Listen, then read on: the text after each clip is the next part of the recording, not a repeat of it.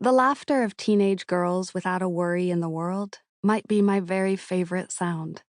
Of course, these girls aren't nearly as carefree as I'd been at their age.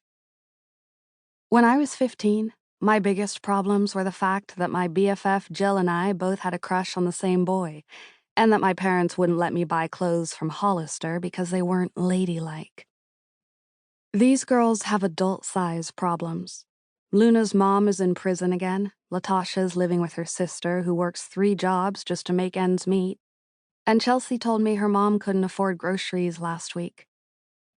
While their stories break my heart, their laughter puts it back together again.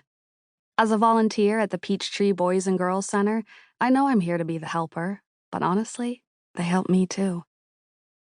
Outside these 4 walls, my world is focused on designer labels and fashion trends. But inside, I'm reminded that safety, stability, and unconditional love have so much more value. "What do you think, Miss Cat?" Chelsea asks, holding her tissue paper flower headband up for me to see. Since they're too young for margaritas, we're celebrating Cinco de Mayo with an arts and crafts project I saw on TikTok, making Frida Kahlo-inspired floral crowns. Very festive. I try to match Chelsea's smile with one of my own and hope she can't see through it. The girls are so in tune to troubles that I make a conscious effort to leave mine at the door. But you can't always control when grief decides to rear its ugly head. "How about me?" Jackie asks, striking a pose with her tissue flowers. "Gorgeous," I tell her, as I fold sheets of pink and orange tissue together to make a flower of my own. While the girls tolerate these crafty activities, I genuinely love them. They remind me of simpler times back at summer camp when we told time by the morning reveille and the dinner bell, when a swim in the lake counted as bathing and the only thing on my agenda was soaking up every minute. "You can take my picture if you want," Jackie offers, batting her eyelashes. My smile falters. Ever since the girls found me on Instagram, they've been not so subtly hinting they'd like to be featured in my feed. "It's against the rules," I remind her. "It's for your privacy that I'm not allowed to post your pictures." "I won't tell," Jackie says with a sly smile. "Me either," Chelsea chimes in. "But one of her 75 million followers might," Latasha adds.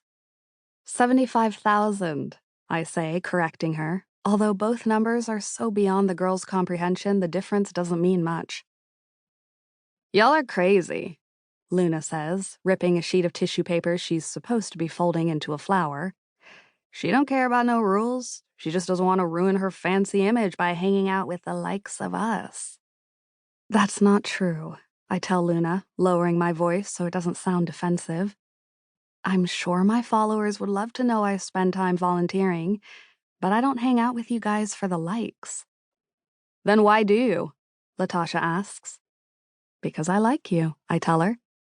"I like all of you." The girls light up, all except for Luna, who scowls. I wish I could tell her that I understand, that I know how hard it can be to let new people into your heart once you've been hurt. But they have trained counselors to help with the heavy things like that.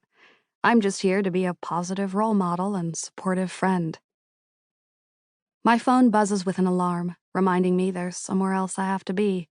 As much as I'd like to skip the meeting and stay here, I know my mom would kill me. And one death in the family this year is more than enough. I find a parking spot outside Tin Lizzie's in Midtown, where sounds of drunk, happy people drift out the open windows.